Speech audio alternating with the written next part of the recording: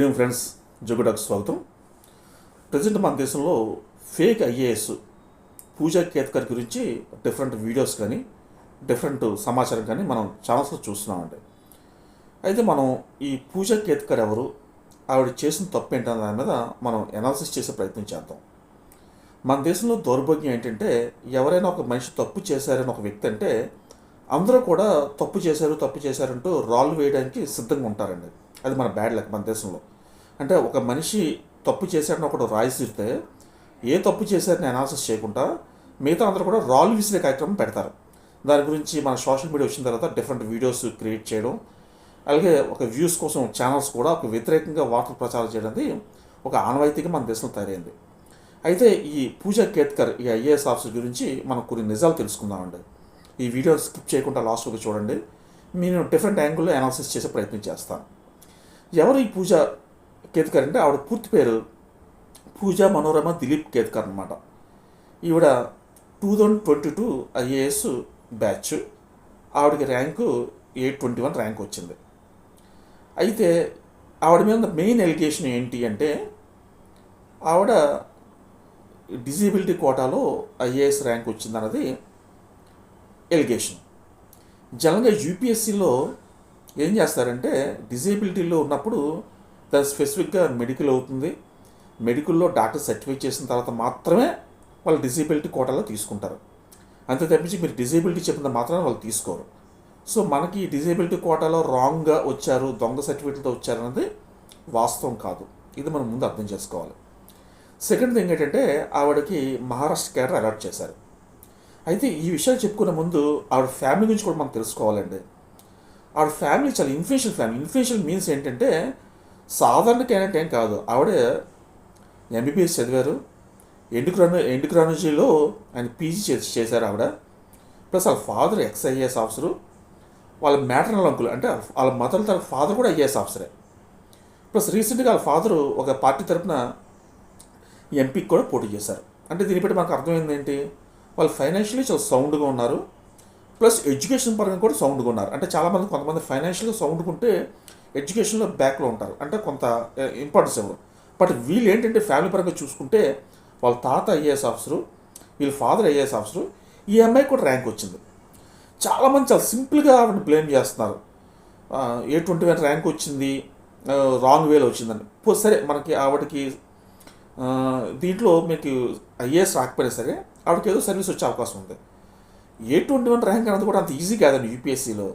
యూపీఎస్సీలో ఒక preliminary exam clear చేయడానికే తల కింద పెట్టి తపస్సు చేస్తుంటారు క్యాండిడేట్.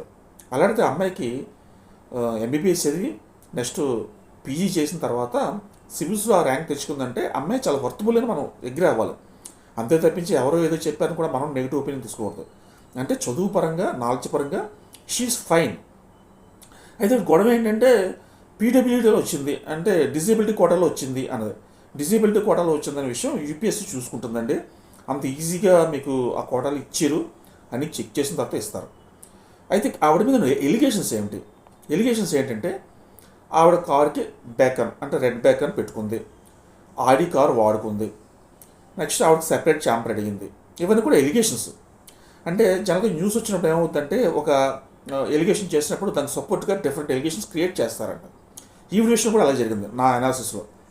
జనరల్గా ఒక లేడీ ఐఏఎస్ ఆఫీసరు ఒక ట్రైనింగ్కి వెళ్ళినప్పుడు, జనరల్గా ఇవిడ కొంచెం ఇన్ఫ్లుయెన్షియల్ ఫ్యామిలీ కాబట్టి మొదటి నుంచి కూడా ఒక హై స్థాయిలో పెరిగింది కాబట్టి క్యాజువల్గా ఒక ఛాంబర్ రెడీగా ఉంటుంది. అందులో పెద్దగా మనం తప్పని అనక్కర్లేదు. ఆవిడ ఎలిజిబుల్ అయితే ఇస్తారు, ఎలిజిబిలిటీ లేకపోతే ఇవ్వడం మానేస్తారు.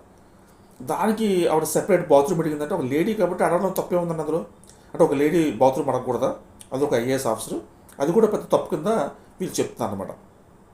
నెక్స్ట్ ఆడి కారు, ఆవిడ ఓన్గా ఆడి కార్ని కొన్ని స్థాయిలో ఉంది, ఆడి కార్లో తిరిగే పొజిషన్లో ఆవిడ ఉందండి. అంతే తప్పించి ఆవిడ ఆడి కార్లో తిరగడం తప్పడం కరెక్ట్ కాదు.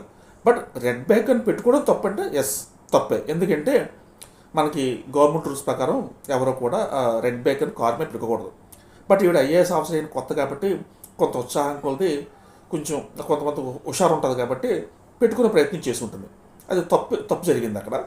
కానీ దానికి ఆవిడకి ఏబీసీలు రావు, ఆవిడకి ఏమీ రాదు, అడ్డంగా ఐఏఎస్ అయిపోయింది, ఈరోజు గొంతమ్మ కోరికలు కోరుతుంది అన్నట్టు మీడియా అంతా ప్రచారం చేస్తుంది.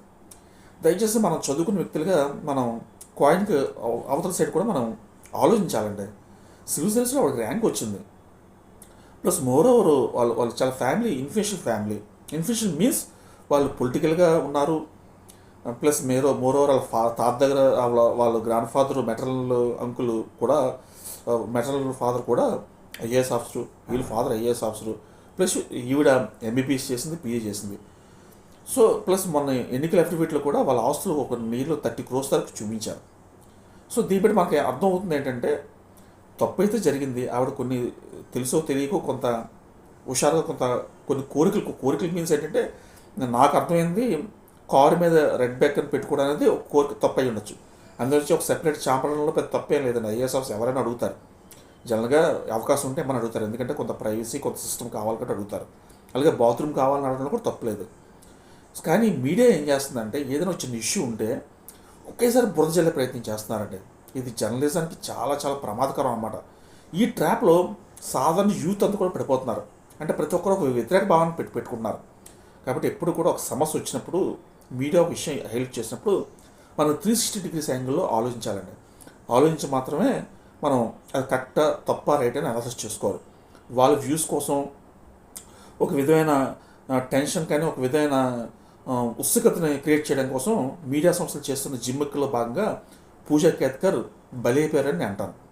మీ కామెంట్స్లో మీరు చెప్పండి, ఆవిడ చేసిన తప్పేనే నేను అంటాను. కాకపోతే ఇంత నెగిటివ్ ప్రచారం చేసిన అవసరం అయితే లేదని నేను అనుకుంటున్నాను. Thank you so much.